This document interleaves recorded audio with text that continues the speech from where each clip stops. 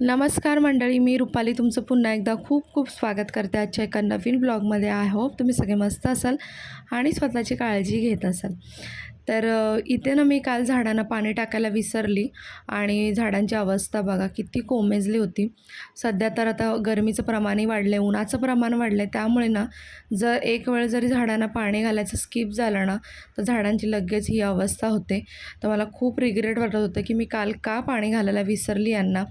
आणि आज आत्ता म्हटलं चला सकाळी कामांना सुरुवात करण्याआधी ना सर्वात प्रथम पाणी जे आहे ते झाडांना व्यवस्थित घालून घेते. स्प्रे बॉटलने स्प्रेसुद्धा करते, म्हणजे झाडांना थोड्या वेळाने अगदी टवटवीत होतील. आणि मी तुम्हाला पुढे ब्लॉगमध्ये दाखवेनही की पाणी घातल्यानंतर झाडं कशी टवटवीत होतात.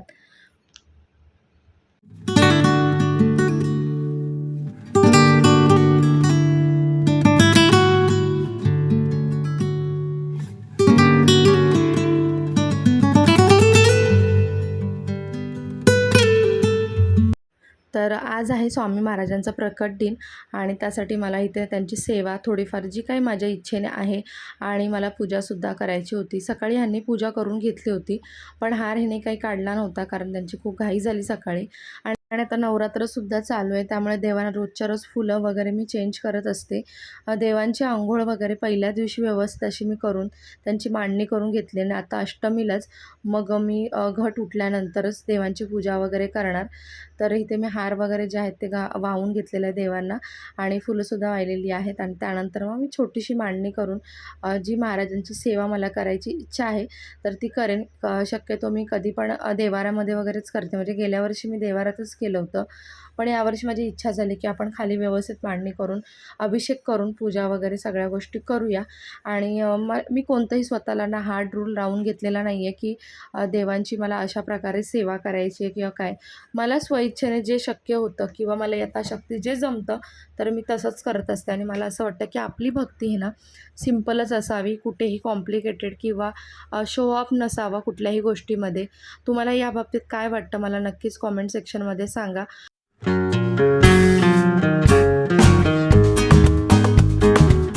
आणि तशी तर आमच्या घरी ना देवांची पूजा ही 3-4 वेळा केली जाते. सकाळी हे उठतात तेव्हा म्हणजे ह्यांचं अंघोळ वगैरे झाल्यानंतर ते करतात, मी करते, त्यानंतर मग प्रज्ञासुद्धा करत असतो आणि पुन्हा संध्याकाळी म्हणजे 4 वेळा जवळजवळ पूजा जी आहे ती होत असते देवांची. तर इथे आता मी म्हटलं हार वगैरे घालून घेतलेलंच आहे, तर एक अगरबत्ती लावते मी आणि नंतर मग इथे मी मांडणी करायला घेतली. सिंपल अशी रांगोळी काढली पाट मांडायच्या आधी. आणि इथे मी जास्त काही तुमच्यासोबत व्हिडिओमध्ये शेअर केलं नाही, कारण मला ह्या गोष्टी ना शेअर करायला इतक्या फारशा आवडत नाहीत. म्हणजे काही गोष्टी आपल्या पर्सनल असाव्या, म्हणजे काही गोष्टी ज्या आपण करतो आपल्या स्वतःच्या इच्छेसाठी किंवा समाधानासाठी, शांतीसाठी, तर ती गोष्ट थोडीफार पर्सनलच असावी. सगळ्याच गोष्टी एक्सप्लेन करणं मला इथे गरजेचं वाटत नाही. त्यामुळे मी जितकं शक्य झालं तितकं तुमच्यासोबत शेअर केलेलं आहे. आणि सिंपल अशी रांगोळी काढलेली. एका हाताने मी कॅमेरा पकडला, त्याच्यामुळे इतकी रांगोळी काय व्यवस्थित मला जमली नाही, तरीसुद्धा मी प्रयत्न करून सिंपल असं फूल काढलं आणि त्यावरती मग पाट मांडून घेतला.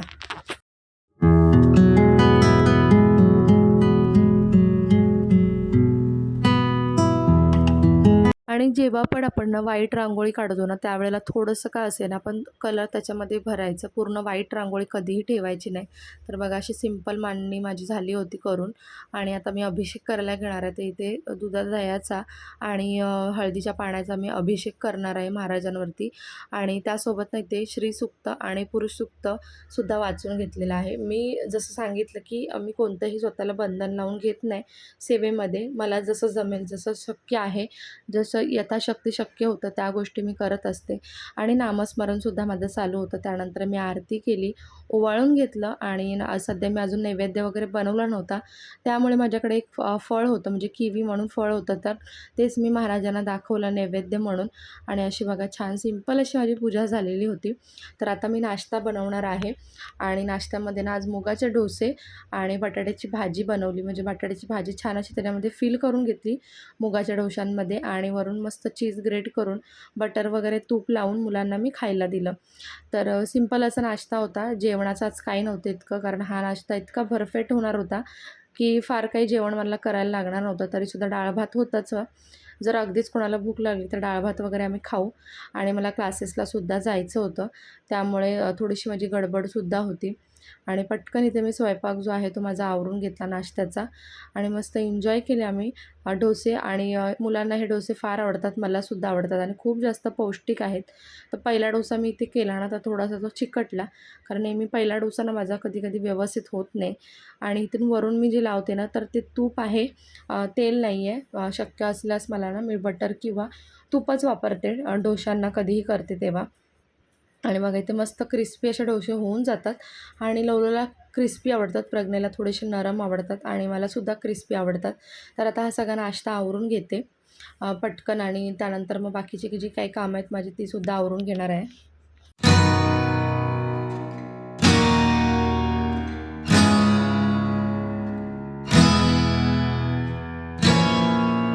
तर हा बेडाचा तवा ना मला खूप आवडतो आणि याच्यावरती डोसेसुद्धा खूप छान बनले जातात आणि टेस्टलासुद्धा खूप सुंदर लागतात. नॉनस्टिक पॅनपेक्षा ना याच्यावरची टेस्ट थोडी वेगळी लागते. तर इथे सगळं आवरलं माझं आणि त्यानंतर मस्त अशी विंडोमध्ये मी बसली होती. म्हटलं चला मोकळ्या हवेत बसूया. आणि लवलालासुद्धा मी ग्रेप्स दिले आणि प्रज्ञेलासुद्धा, आणि मीसुद्धा इथे खात बसली विंडोमध्ये.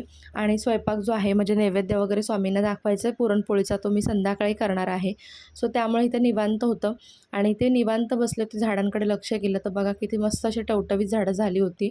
आणि त्यानंतर माझं लक्ष गेलं की वरती, तर हा जो झाडू आहे मी क्लिनिंगच्या ब्लॉगमध्ये तुमच्यासोबत शेअर केला होता की हा झाडू थोडासा खराब झाला होता, पण तरीसुद्धा मी याला यावेळेला वापरला आणि म्हटलं नंतर डिस्पोज करूया आपण.